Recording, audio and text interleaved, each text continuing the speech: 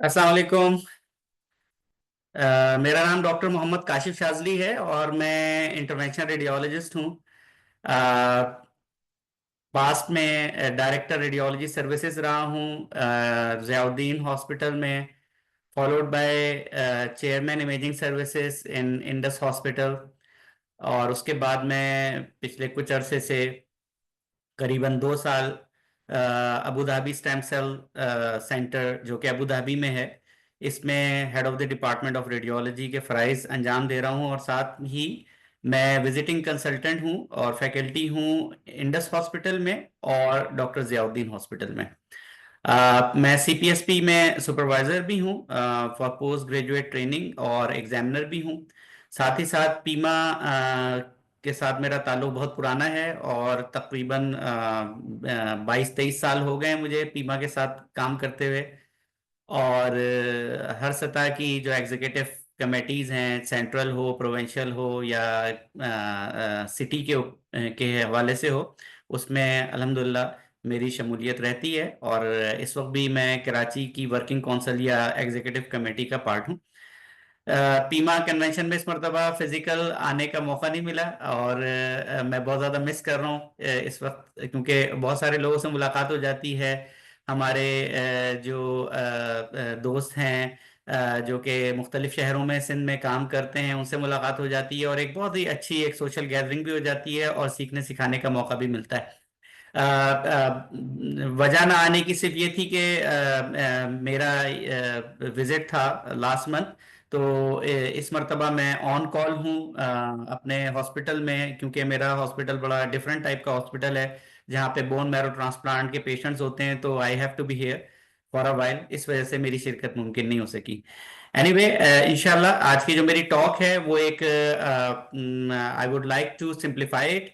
और मैं चाहूँगा कि उसको इतना आसान कर दूं आप लोगों के लिए कि हर जो यहाँ पे जूनियर या सीनियर बैठा हुआ है, खास तौर पे वो लोग जो कि टेक्नोलॉजी से बहुत ज़्यादा वाकिफ नहीं हैं, और वो एक अंदरूनी खौफ का भी हम लोग बाद मरतबा शिकार हो जाते हैं कि क्या होने जा रहा है फ्यूचर में और ऐसा क्या होगा कि ऐसा तो नहीं होगा कि हम ही मुतासर हो जाएं उससे, या आर्टिफिशियल इंटेलिजेंस या मसनूई जहानत जो है वो ऐसा तो नहीं कि एक सैलाब की तरह आएगी और हम सबको बहा के ले जाएगी। इस तरह के खदशात जो है वो हम लोगों को सुनने को मिलते हैं और हम खुद भी उस सिस्टम के अंदर इनकॉर्पोरेटेड हैं, हमारे भी जहन में आता है, हर शख्स के जहन में आएगा ये।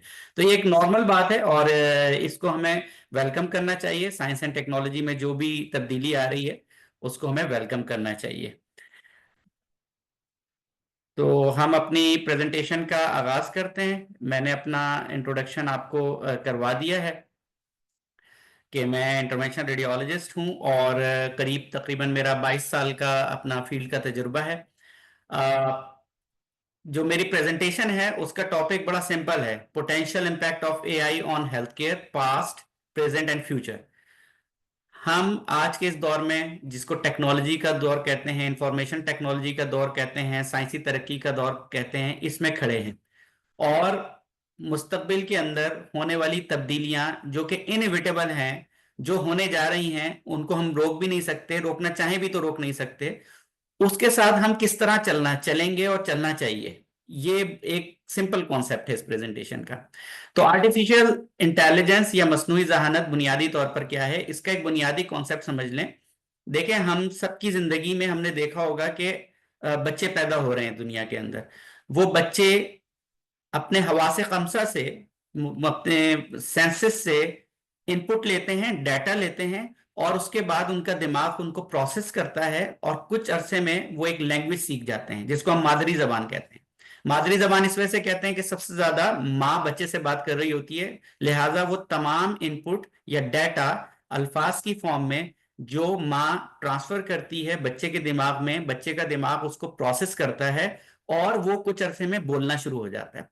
बोलने के बाद वो थोड़ा बहुत प्रॉब्लम सॉल्विंग की तरफ जाना शुरू होता है। मिसाल के तौर पर, पैदाइश के फौरन बाद बच्चे को ये पता है कि मैं अगर रोऊंगा तो मेरी जरूरत पूरी हो जाएगी, लिहाजा एक तवील अरसे तक, 2-3 साल तक बच्चे के पास एक ही हथियार होता है कि वो रोना शुरू करता है, और वालदेन और रिश्तेदार और सब लोग, डॉक्टर, सब उसकी इस जो जो प्रॉब्लम है उसको समझने की कोशिश करते हैं और उसको सॉल्व करने की कोशिश करते हैं। उसके बाद एक नेक्स्ट स्टेज आती है जिसके अंदर बच्चा जो है वो प्रॉब्लम सॉल्विंग की तरफ जाता है। वो छोटी छोटे खेल के जरिए, छोटी छोटी बातों के जरिए अपने आने वाले प्रॉब्लम्स को सॉल्व करना शुरू करता है। और उसके बाद वो अगली स्टेज पे जाता है जब वो मैच्योर होना शुरू हो जाता है, जिसको एडोलेसेंट स्टेज कहते हैं। और उस स्टेज के अंदर वो काफी कुछ सीख चुका होता है, और फिर वो एक जवानी की उम्र में आता है और फिर उसकी सारी जिंदगी गुजरती है। तो तजुर्बात के साथ इंसानी जिंदगी सीखती चली जाती है। ये प्रोसेस इतना कॉमन है कि हर शख्स इससे वाकिफ है, और बीइंग डॉक्टर हमें पता है, हम सबसे ज्यादा इससे वाकिफ होते हैं। एग्जैक्टली यही इस वक्त आर्टिफिशियल इंटेलिजेंस के साथ है। आर्टिफिशियल इंटेलिजेंस जो पिछले 30 से 40 साल के अंदर मार्केट के अंदर आई है, ये एक छोटा बच्चा है जो बहुत तेजी से सीख रहा है। इसको डाटा चाहिए, जैसा कि माँ से बच्चे को मिलता है, रिश्तेदारों से बच्चे को मिलता है, इसी तरह से इसको डाटा चाहिए। ये डाटा प्रोसेस करता है। प्रोसेस करने के बाद ये हल बताना शुरू करता है, और इस हल बताने के मुख्तलिफ स्टेप्स हैं। जिस तरह इंसानी दिमाग के अंदर न्यूरॉन्स की लेयर्स होती हैं, इसी तरीके से जो डीप लर्निंग है, जो कि इसका प्रोसेस है आर्टिफिशियल इंटेलिजेंस का, डीप लर्निंग में भी न्यूरल लेयर्स होती हैं जो कि डेटा की बुनियाद पर किसी प्रॉब्लम को सॉल्व करने की कोशिश करती हैं। डीप लर्निंग और मशीन लर्निंग ये दो स्टेप्स हैं बुनियादी, जिसके बाद आर्टिफिशियल इंटेलिजेंस या मसनूई जहानत अपना काम करना शुरू करती है। यानी कि डीप लर्निंग एक ऐसा प्रोसेस है, सिंप्लीफाई करके बताता हूं, वैसे तो बहुत टेक्निकल और इसके अंदर टेक्निकलिटीज हैं, लेकिन सिंप्लीफाई करने के लिए कि डीप लर्निंग बुनियादी तौर पे एक ऐसा प्रोसेस है जिसके अंदर मौजूदा डाटा, जो कि बिलियंस एंड बिलियंस टेराबाइट्स है, बल्कि ट्रिलियंस ऑफ टेराबाइट्स है दुनिया के अंदर, मशीन डीप लर्निंग के जरिए जो आर्टिफिशियल इंटेलिजेंस है वो बुनियादी तौर पे उस डाटा को प्रोसेस करती है और एक सॉल्यूशन किसी भी प्रॉब्लम का देने की कोशिश करती है। डीप लर्निंग के बाद मशीन लर्निंग है। इन दोनों में फर्क क्या है कि डीप लर्निंग के अंदर प्राइमरीली जो मशीन है वो खुद से अपना सॉल्यूशन लाती है, जबकि मशीन लर्निंग के अंदर ह्यूमन इंटरफेस या इंटरवेंशन भी होता है, और इंसान भी अपना इनपुट देता है। ये दोनों स्टेप्स जब आपस में इनकॉर्पोरेट होते हैं वन बाय वन, तो आर्टिफिशियल इंटेलिजेंस किसी प्रॉब्लम का सॉल्यूशन हमारे सामने लेके आती है। तो आर्टिफिशियल इंटेलिजेंस बुनियादी तौर पर ह्यूमन मेड इंटेलिजेंस है, और ये कोई खुदकार चीज नहीं है, बल्कि ये खुदकार होगी इन फ्यूचर के अंदर। आज के दिन ये जनरेशन के अंदर है, इसकी मुख्तलिफ स्टेजेस हैं, जैसा कि हम इस स्लाइड के अंदर देख रहे हैं कि आज के दिन जहां हम खड़े हुए हैं जनरेटिव एआई है, या इसको नैरो इंटेलिजेंस भी कहते हैं, आर्टिफिशियल नैरो इंटेलिजेंस या जनरेटिव एआई। इस वक्त ये इन्फेंसी है आर्टिफिशियल इंटेलिजेंस की, लेकिन इस इन्फेंसी के अंदर जो कमाल चीज है वो ये है कि इट्स सो फास्ट और इतनी ज्यादा तेजी से मूव कर रही है आगे, कि बहुत सारे इंसानी जो शऊर हैं और बहुत सारा इंसान की जो अकल है उसको भी दंग कर रही है। और तेजी और जो इसका जो कमिटमेंट है, जो तेजी है, इसका ना थकने वाला जो जो जो जो एस्पेक्ट है, कि मैं तो थक जाऊंगा कुछ देर में बोल के, लेकिन आर्टिफिशियल इंटेलिजेंस नहीं थकेगी, ये बोलती रहेगी मिसाल के तौर पे। तो इस वक्त हम जिस स्टेज में खड़े हुए हैं, ये आर्टिफिशियल इंटेलिजेंस का नैरो इंटेलिजेंट फेस है, यानी अपनी इन्फेंसी में या जनरेटिव एआई है। There will be a phase और एरा जब आर्टिफिशियल इंटेलिजेंस मशीन इंटेलिजेंस की फॉर्म में आ जाएगी, यानी मशीन जो आपके सामने रखी होगी, what ever the machine is, वो खुद से इंटेलिजेंट हो जाएगी, वो खुद प्रॉब्लम सॉल्व करके आपको देना शुरू कर देगी। And later there will be an era जिसको हम मशीन कॉन्शियसनेस कहते हैं, कि मशीन हो सकता है कोई जमाना ऐसा है कि जैसे मैं आज यहां बैठा हुआ आपके सामने बात कर रहा हूं, और आप इस कन्वेंशन में बैठे हुए लोगों को सुन रहे हैं, तकारीर सुन रहे हैं और प्रोसेस कर रहे हैं सारे इंफॉर्मेशन को। हो सकता है जो कि आज से 30 साल 35 साल 50 साल 20 साल, वी डोंट नो कि कब वो एरा है कि जब मशीन खुद भी कॉन्शियस हो जाएगी, उसको मैं का तस्वुर आ जाएगा, उसमें भी खुद ही आ जाएगी। और ये वो पॉइंट है जिसके ऊपर बहुत सारी डिबेट है, और इस पे फिलोसफर्स हैं, साइंसदान हैं, जो दुनिया के सोशल साइंटिस्ट हैं, वो सोच रहे हैं कि क्या हमें आर्टिफिशियल इंटेलिजेंस को मशीन कॉन्शियस के लेवल पर जाने देना चाहिए कि नहीं।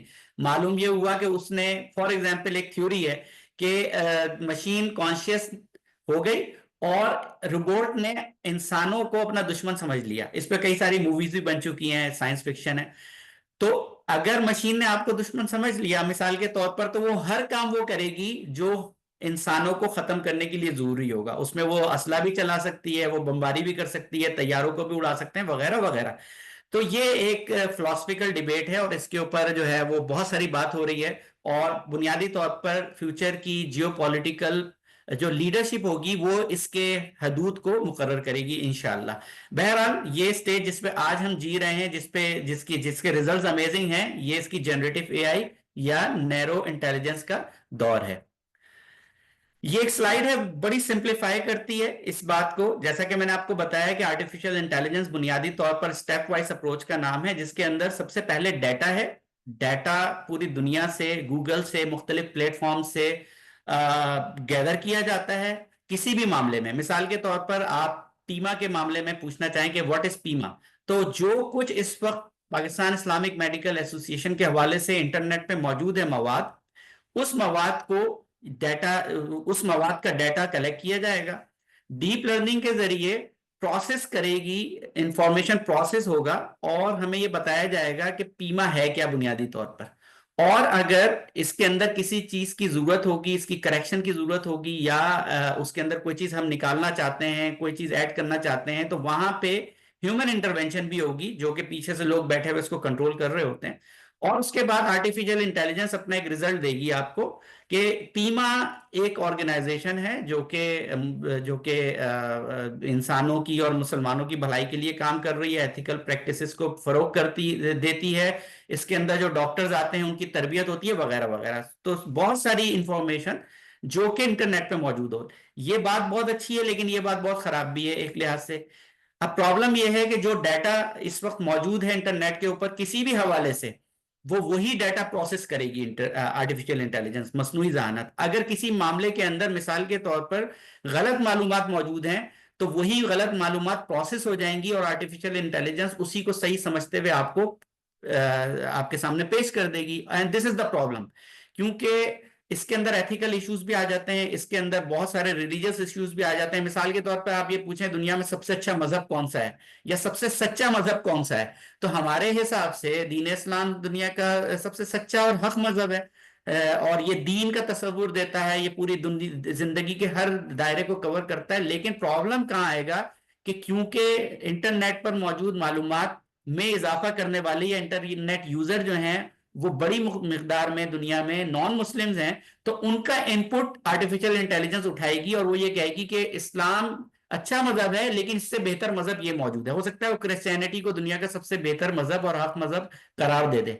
तो दिस इज द प्रॉब्लम कि जो डाटा है उसकी बुनियाद पर आर्टिफिशियल इंटेलिजेंस जो भी फैसला करती है वो सामने आ जाता है और लोग उसको हक भी मानने लगते हैं। तो this is the problem, garbage in garbage out. अगर आप ठीक चीज देंगे तो ठीक चीज निकलेगी, अगर आप खराब चीज देंगे, खराब इंफॉर्मेशन देंगे, तो खराब इंफॉर्मेशन बाहर निकलेगी।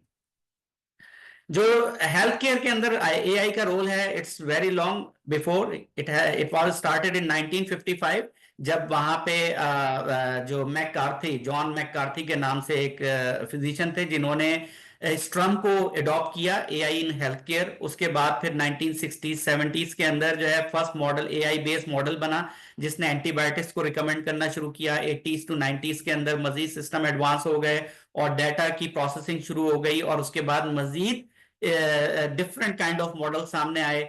2010 से 2019 के दरमियान के जेनोमिक सीक्वेंसेस डेटाबेस जो है उसके ऊपर बहुत ज्यादा काम हुआ। एआई ने इलेक्ट्रॉनिक हेल्थ रिकॉर्ड्स में काफी काम किया, और सबसे बड़ा जो स्टेप था natural language processing and computer vision, जो एनएलपी है। This is one of the best thing जो एआई के अंदर इनकॉर्पोरेट हुई है। और इसका मतलब ये है कि जो कुछ मवाद लिखा हुआ मौजूद है, ये सिंप्लीफाई करके मैं बता रहा हूं कि जो कुछ मवाद लिखा हुआ मौजूद है इंटरनेट के अंदर, उसको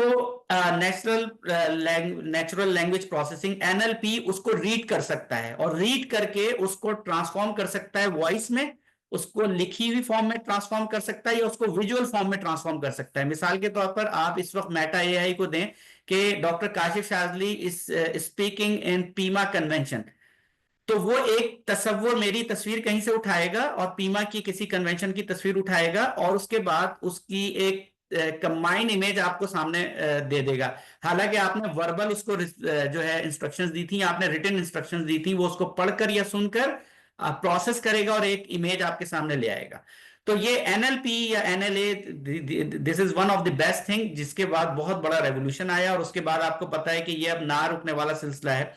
एक और बहुत इंपॉर्टेंट एस्पेक्ट जिसको हम नहीं देखते, एज अ डॉक्टर हम उस पर ज्यादा तवज्जो नहीं देते, कि पूरी दुनिया में जो इन्वेस्टर्स हैं वो इनकॉर्पोरेट हो गए एआई के अंदर। They are seeing that, they are very clear that the future of humankind is related to AI. तो वो सारे लोग जो कि इन्वेस्टर थे, मुख्तलिफ कारोबारों में अपना अपना पैसा लगाते थे, उनमें जो बड़े कारोबारी दुनिया में हैं, उन्होंने अपनी जो जो इन्वेस्टमेंट है वो बड़ी मिकदार में एआई के अंदर लगाना शुरू कर दी है, जिसकी वजह से एक बूम है। आप किसी कॉन्फ्रेंस में जाएंगे, आधे स्टॉल जो है मेडिकल कॉन्फ्रेंस में, अभी यहाँ पे है अरब हेल्थ हुई थी, अगर कोई आया हो उसको पता है कि कितने स्टॉल एआई रिलेटेड थे। हर फील्ड में, हमारी हेल्थ फील्ड के अंदर एआई इनकॉर्पोरेट होती चली जा रही है। तो इन्वेस्टर पीछे मौजूद है, लिहाजा ये रुकने वाला सिलसिला नहीं है। AI is no longer a science fiction, it is a fact of today, और it is affecting everything related to healthcare। चाहे वो रिसर्च हो, चाहे वो ट्रीटमेंट हो, चाहे डिसीजन मेकिंग हो, चाहे डायग्नोसिस हो, अर्ली डिटेक्शन ऑफ कैंसर्स हो, या किसी डिजीज का, या ट्रेनिंग प्रोग्राम्स हो, या फिर ह्यूमन वेलबींग के प्रोग्राम हो, या लाइफस्टाइल मेडिसिन हो, हर जगह पे एआई के मॉडल्स इनकॉर्पोरेट होते जा रहे हैं और हमारे मोबाइल्स में आते जा रहे हैं। द मोस्ट इंपॉर्टेंट थिंग कि हम उसको यूज भी कर रहे हैं इस वक्त। तो एआई अब एक फिक्शन से बढ़कर हकीकत है। We have to accept this fact as a matter of fact, और इसको इसके अंदर में इनकॉर्पोरेट होना है और आगे जाना है। फॉर एग्जाम्पल, मैंने एक सिंपल सा, ये जो स्लाइड है ये itself is generated by ChatGPT. Okay, मैंने उससे पूछा कि role of artificial intelligence in health care इस वक्त क्या है, तो उसने मुझे कोई 30-35 रोल्स जो हैं, 30-40 रोल्स जो हैं वो बताएं कि हम एआई इस वक्त हेल्थ केयर में ये काम कर रही है। उसमें से मैंने स्क्रीनशॉट ये लिया है। अब आप देखिए इस वक्त कि कितनी सारी, उसने खुद ये बताया है कि मैं आर्टिफिशियल इंटेलिजेंस, मसनूई जहानत किस किस तरह तरीके से हेल्थ केयर प्रोफेशनल्स को हेल्प आउट कर रही है, चाहे वो मेडिकल इमेजिंग हो। I am radiologist and I am sure that in next 15 to 20 years, radiologists, half of the radiologists will be replaced by AI, and this is inevitable, this is written on the walls। So क्योंकि सारा data, radiology वो वाहिद field है या one of the field कि जिसके अंदर तमाम data इस वक्त डिजिटलाइज्ड है। बाकी फील्ड्स के अंदर, फॉर एग्जांपल सर्जरी में, सर्जन की जो स्किल्स हैं वो डिजिटलाइज नहीं हुई हैं अभी, लेकिन मेडिकल इमेजिंग के अंदर x ray, ultrasound, CT scan, MRI, everything is digitalised. तो डिजिटल डाटा को ट्रांसफॉर्म करना एआई के लिए बहुत आसान है, और उससे पैटर्न्स निकालना, डिजीज के पैटर्न्स निकालना वगैरह वगैरह। तो that's why there are thousands of softwares are available for chest x-ray reading, for CT brain reading, for pulmonary nodule detection, etc., for screening of the mammogram। हर चीज के लिए आता चले जा रहा है। So we should be incorporated in AI era rather कि हम उसको रेजिस्ट करें। तो बहुत सारी चीजें आप देखें एआई ने मुझे बताई कि ड्रग की डेवलपमेंट के लिए, हेल्थ केयर एडमिनिस्ट्रेशन के लिए, प्रेडिक्टिव मॉडल्स के लिए, क्लिनिकल ट्रायल्स के लिए, डाटा जो है उसकी एनालिसिस के लिए, द पैटर्न जो जो आ रहे हैं, रोबोटिक सर्जरीज है, each and everything AI will affect each and everything, and in fact it is affecting right now. Radiology मैंने आपको बताया कि it is transforming very fast. Similarly, robotic surgery is the reality now. The future also includes the AI-driven healthcare healthcare informatics and medical management systems। जो HIMS हैं वो भी AI driven होंगे। उसमें फायदा क्या होगा कि बहुत सारे लोगों की जो प्रोडक्टिविटी है वो सामने आ जाएगी, जो अच्छे आउटकम्स हैं वो सामने आ जाएंगे, जो HR है उसको फायदा होगा, उसको रियल जो है इनपुट मिलेगा कि क्या हो रहा है, एक्सेसिबिलिटी लोगों की काफी हो जाएगी वगैरह वगैरह। इसी तरह role of AI health care, public health care के अंदर बहुत इंपॉर्टेंट है, और इसके अंदर जो है डिजीज सर्वेलेंस है फॉर एग्जांपल, या जो एपिडेमिक्स होते हैं उनका पैटर्न है उसको जांचना, उसके अंदर पॉसिबल सॉल्यूशंस देना वगैरह वगैरह, या पास्ट एक्सपीरियंसेस से, मिसाल के तौर पे कोविड के जो एक्सपीरियंसेस से, उससे आने वाले किसी डिजास्टर के अंदर प्रेडिक्शन मॉडल देना, और उन ना सिर्फ मॉडल देना बल्कि सॉल्यूशन पे बात करना। इसी तरीके से वाटर ट्रीटमेंट्स हैं, etcetera etcetera. So many things are related to public health which are affected and will be affected by artificial intelligence। Now what are the challenges for doctors, especially doctors जो हम यहाँ पे बैठे हुए या staff जो है उसको क्या चैलेंज है आज के दिन में एआई रिलेटेड? तो चैलेंज सबसे पहला ये है कि भाई adaptability, we have to accept that this is the era of AI and it is inevitable. Now it is going on. We have to incorporate ourselves in AI era. तो इसको resistance देने की जरूरत नहीं है बल्कि इनकॉर्पोरेट होने की जरूरत है. Number 2, training of doctor and patient related to AI, यानी वो तमाम चीजें जो एआई रिलेटेड हैं उसमें सबसे पहले डॉक्टर्स की ट्रेनिंग होनी चाहिए कि किस तरह वो यूज करेंगे. इसी तरह पेशेंट्स की अवेयरनेस भी होनी चाहिए. आज से बहुत पहले मलीर के इलाके में एक क्लिनिक खुला था, उसके बाद बाहर लिखा हुआ था कंप्यूटर डायग्नोसिस करवाएं, कंप्यूटर से डायग्नोसिस करवाएं. तो उस वक्त हम हंसते थे और कहते थे कि कैसा बेवकूफ बना रहा है ये जो जीपी बैठा हुआ, लेकिन हकीकत ये है कि down the road after 20-25 years now it is reality कि कंप्यूटर भी डायग्नोसिस आपके सिम्टम्स के ऊपर दे सकता है. ऑल्दो वहां पे ह्यूमन इंटरेक्शन चाहिए, वहां पे उसको कंफर्म करने के लिए, उसको वेरीफाई करने के लिए ह्यूमन ब्रेन की नीड हमेशा रहेगी. एक और इंपॉर्टेंट चीज रेगुलेशंस है. रेगुलेशंस बहुत ज्यादा कोई इस वक्त नहीं है क्योंकि पूरी दुनिया में बूम है एआई का. इसमें एथिकल इश्यूज आ रहे हैं, इसके अंदर रेगुलेशंस के इश्यूज आ रहे हैं, पेशेंट्स की सेफ्टी के इश्यूज भी हो सकते हैं. पेशेंट ने खुद ही किसी एआई मॉडल से अपना डायग्नोसिस बनाया और ट्रीटमेंट भी शुरू कर दी, मालूम है उसको कोई नुकसान हो गया. So there are so many things related to ethical ethics and related to regulations of the medical bodies. इसी तरह सिक्योरिटी के इश्यूज भी हैं. मिसाल के तौर पर एआई का ऐसा कोई मॉडल हो जो कि आपसे बगैर पूछे आपका डाटा ले जाए, जैसे कि वायरसेस होते हैं, इस तरह से एआई काम कर सकती है. जस्ट लाइक जैसे हम प्लेजरिज्म करते हैं, बिल्कुल इसी तरह एआई भी प्लेजरिज्म का शिकार हो सकती है. वो भी प्लेज कर सकती है, वो भी कहीं से डाटा उठा सकती है और उस डाटा की बुनियाद पर गलत फैसला कर सकती है, आपको गलत मॉडल दे सकती है. This is the question of today, will AI replace doctors? ये क्वेश्चन आपके लिए है, ये क्वेश्चन मेरे लिए है. आज के दिन ये इसका जवाब देना बहुत मुश्किल है, but hopefully AI will never be able to replace doctors. But what doctors need to do right now, doctors को एआई को एडॉप्ट करने की सलाहियत पैदा करनी होगी, वरना आहिस्ता आहिस्ता आहिस्ता लोगों का जैसे जैसे एतमाद एआई पे बढ़ेगा वैसे वैसे डॉक्टर्स के ऊपर एतमाद शायद कम हो जाए. मे बी, हमें नहीं पता फ्यूचर के अंदर क्या होगा, लेकिन आज के दिन अगर हमने एआई के साथ अपने आप को इनकॉर्पोरेट करना नहीं शुरू किया, उसको समझना नहीं शुरू किया, उसके शॉर्ट कोर्सेज करें, बहुत सारी इंफॉर्मेशन खुद मौजूद है. आप खुद एआई से पूछ लें कि एआई क्या है, वो आपको बहुत सारी चीजें बता देगी. चैट जीपीटी जैसे पता नहीं कितने 25 मॉड्यूल्स एंड प्लेटफॉर्म्स मौजूद हैं जहां पे आप जाकर खुद ये चीज सीख सकते हैं. तो आज के दिन, आज इस कन्वेंशन से हम जब जाएं तो अपने जहन को क्लियर करें कि एआई हमारी दुश्मन नहीं है, बल्कि एआई के को हमें अडॉप्ट करना पड़ेगा और इनकॉर्पोरेट करना पड़ेगा अपने आप को. So the last thing, the most important thing, doctors incorporated with AI versus doctors in without AI. ये एक मुकाबला शुरू हो जाएगा. वो डॉक्टर्स जो एआई के साथ इनकॉर्पोरेटेड हैं और यूज कर रहे हैं वर्सेस वो डॉक्टर्स जो कि एआई को अडॉप्ट नहीं कर सके और वो उसको यूज नहीं कर रहे हैं. This will be the difference in future.